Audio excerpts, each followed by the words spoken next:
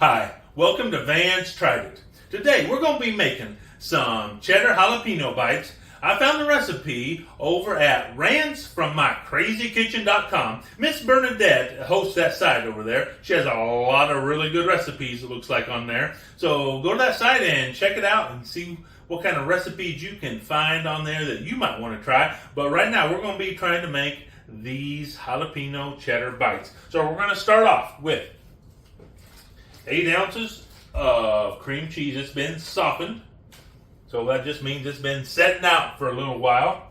And then to that, we're going to add a half a cup of finely diced jalapenos. Now, I used a food chopper on this, and I'm going to put a link down in the description so that you can go to my Amazon affiliate store if you would care to get a good food chopper, and I will have one recommended down there for you. So just so you know, she said half a cup, but last time I checked, the produce aisle doesn't tell me how many cups of jalapeno is. So look, here's the thing: 2 big jalapenos is going to be about half a cup. So if your jalapenos are smaller at the store, you might want to get 3 or even 4, and then just go from there. So that's kind of what I did. And then I have some sharp cheddar cheese that has been grated. But when I say grated, that just means I bought sliced cheddar cheese and cut it up really fine, because we don't use pre-grated cheese because it has a coating on it. We don't like that coating, so this is kind of what we do in order to make it the way we want it. So we have the cream cheese, we have the cheddar cheese, we have the jalapeno, and the last thing that's going in here is 1 large egg. All goes in here. And now we just going to blend it up. I'm going to use my blender. You could do it by hand, but I just want to make sure everything gets blended really nicely.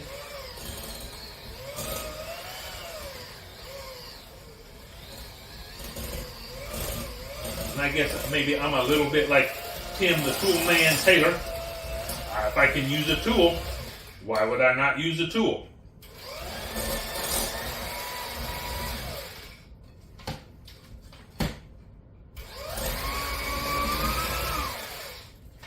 And if you get some clumps here, because even though this cream cheese has been setting out, I mean, it's set out for, probably about 3 hours. But it's still a little bit solid. So just go ahead and don't be afraid to manipulate your beater in here to get what you want. You can always just take your spatula, go down the edges here, get it all back together. And then usually I start off slow and then just go a little bit faster.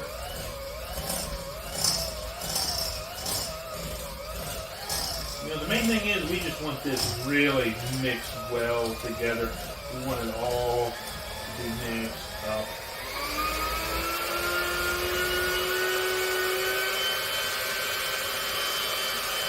And see, look, if you're going to do this, you're going to turn the blender on full speed. Make sure you keep it down in the bowl, because if you pick it up out of the bowl and do that, you're going to have a bigger mess than I want to clean up.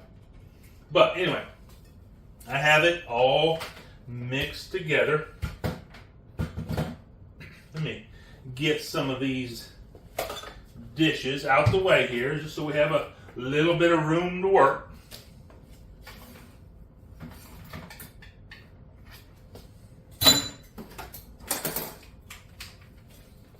Put this off to the side. We're done with that.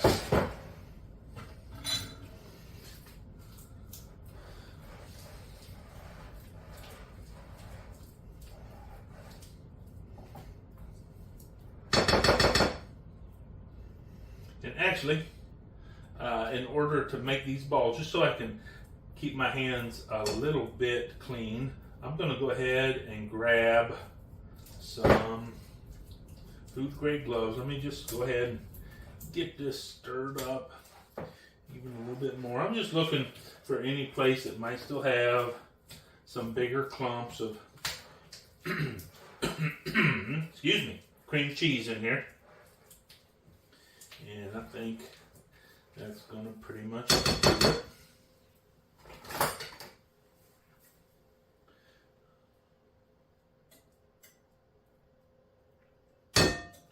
Let me just step over here and grab some gloves.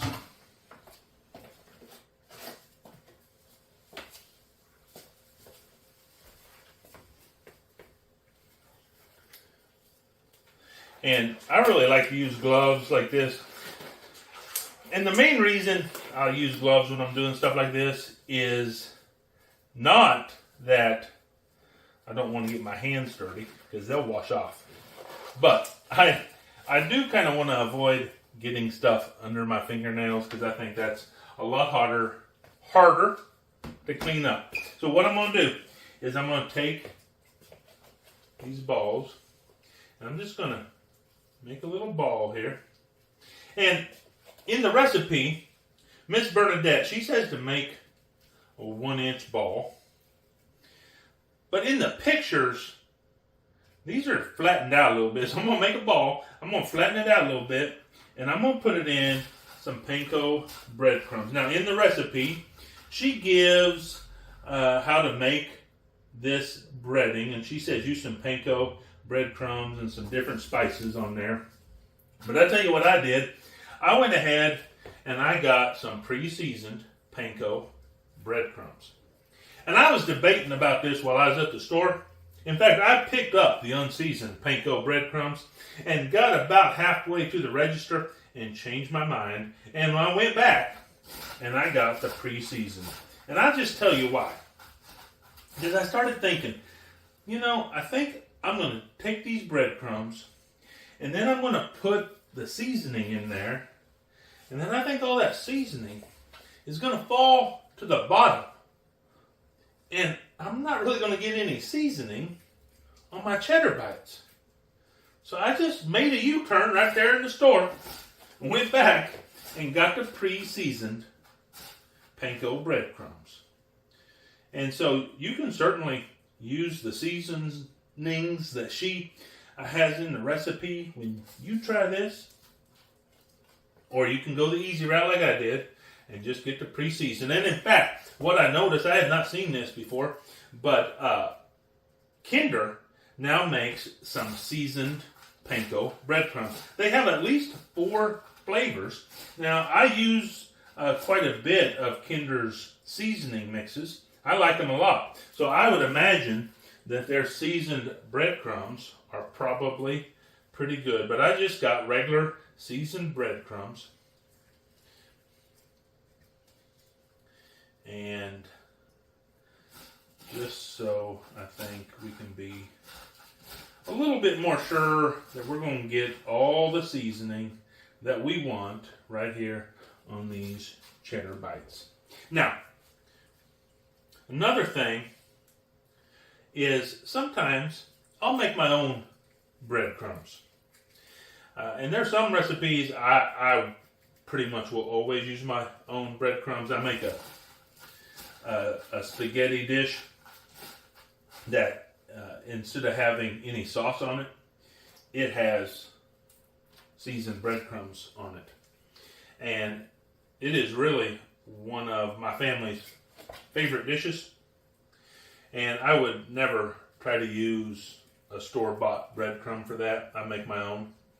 And I'll tell you what, if you would like to see me make my own breadcrumbs, why don't you leave a comment down in the comment section and just let me know that's what you'd like to see. And if there's anything else you want to see, you think I should be trying to make this or that, or even if it's not food, you just want to see me try something else, some experience or something, hey, if it's reasonable, I will probably give it a try at some point. So, go ahead and leave a comment down there. Don't forget to share, to like, and most importantly, to subscribe to my channel. Every way that you interact with me on my channel is a great help to me.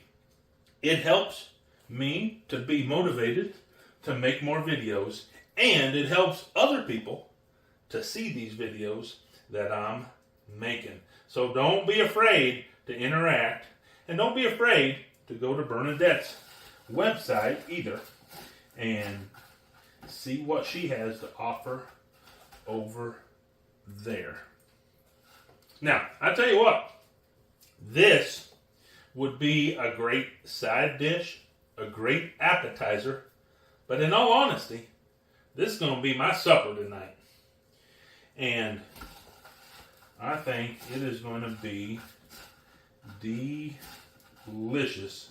I am already just kind of biting at the chomp, so to speak, to get a taste of these. And of course, you might notice I'm making a mess because that's what I do. I make messes. But you know what I always say, don't be afraid to make a little mess because we can always clean it up. We're about to get through this. I don't know how many this is going to make. I'll count them up after we're done here. Right now, I'm working on the 12th one right here.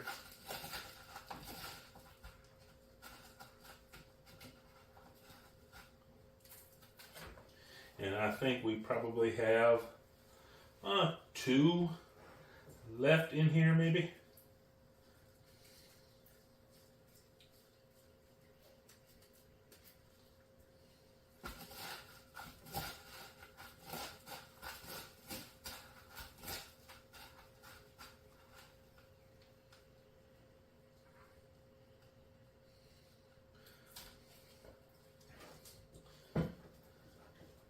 You know, my challenge I always have when I'm making something like this is my last couple are either way smaller or way bigger than the rest of them.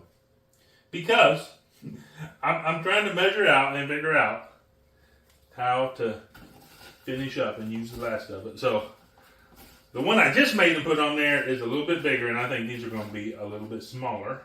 But that's all right, because theoretically, the way I smash them down a little bit is going to mean that as long as they're all the same thickness, they ought to pretty much cook the same way, even if they're not exactly the same size.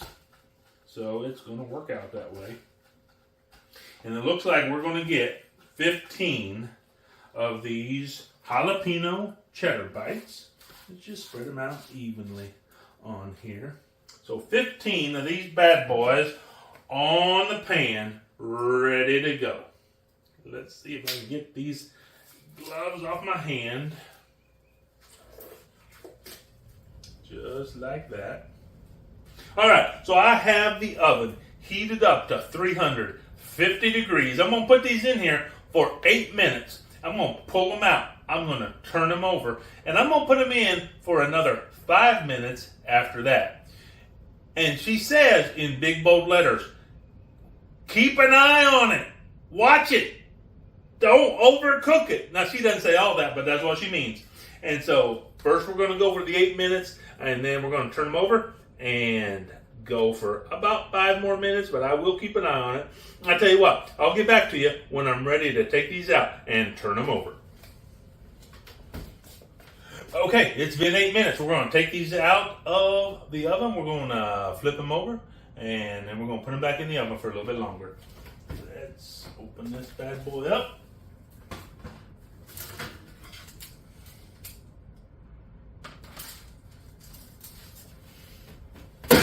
You can definitely see where the cheese has started to melt.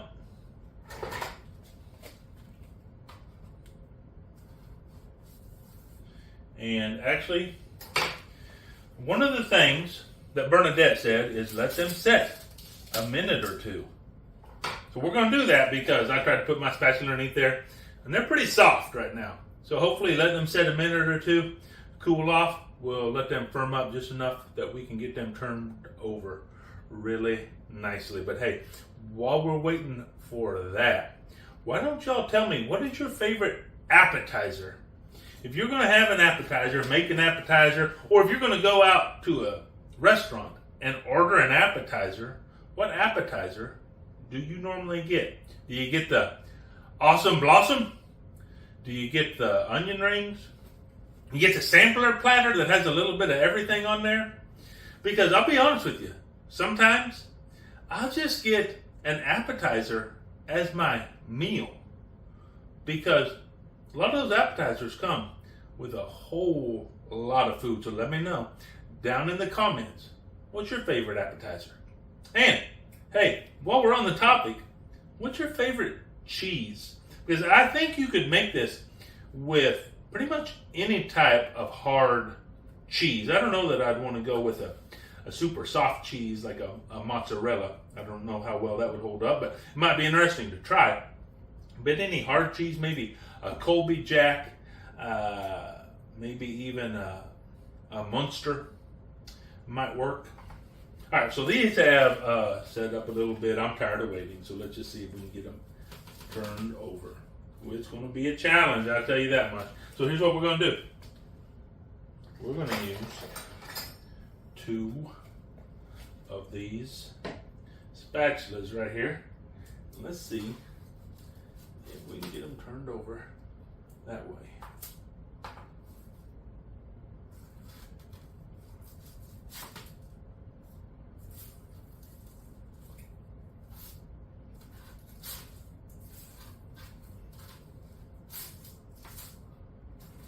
Yeah, this actually works pretty well.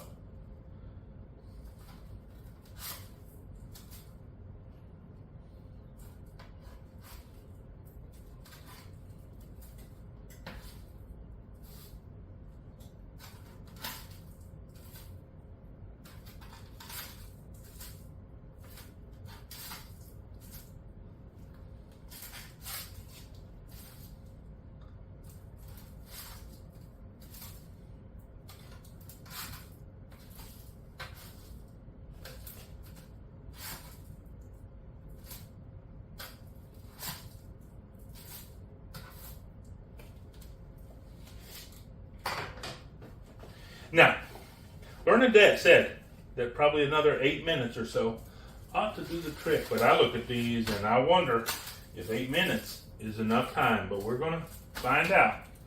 8 minutes, I guess, and then 5 minutes on the second one. Let's put these bad boys back in here. And I'll get back to you when they're done. And I'll let you know really how long it took.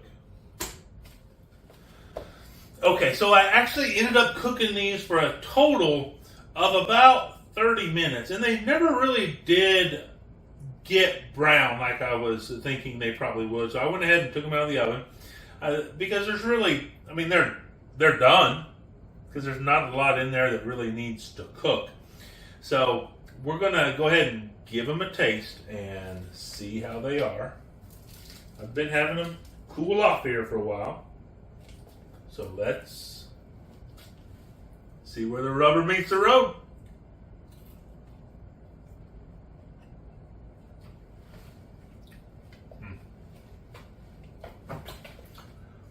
Okay. These are delicious. Wow.